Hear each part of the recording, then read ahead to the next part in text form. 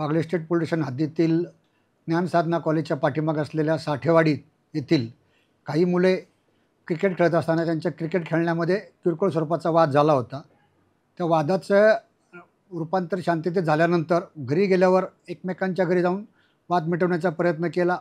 त्यानंतरही परत मुलांच्यामध्ये वाद होऊन त्यातील एका मुलाने, जो क्रिकेट खेळायला नव्हता परंतु क्रिकेट खेळणाऱ्याच्या भावावर चाकूने वार केला. त्याला आपण सिव्हिल हॉस्पिटलला नेले. तिथून नंतर महावीर हॉस्पिटलला आणले असताना उपचारादरम्यान त्याचा मृत्यू झालेला आहे.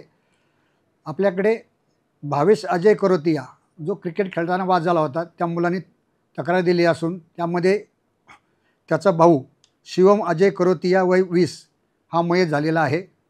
यामध्ये वाद घालणारे रवी शर्मा, जयेश शर्मा तसेच ज्याने चाकूने वार केला असा तनिष्क सिंग यांच्याविरुद्ध 420-25 भारतीय न्यायदंड संहिता कलम 103(1), 109, 352, 351 सह महाराष्ट्र पोलीस कायदा कलम 37(1), 135 प्रमाणे गुन्हा दाखल केलेला आहे. यामध्ये 3 आरोपीपैकी तेजस उर्फ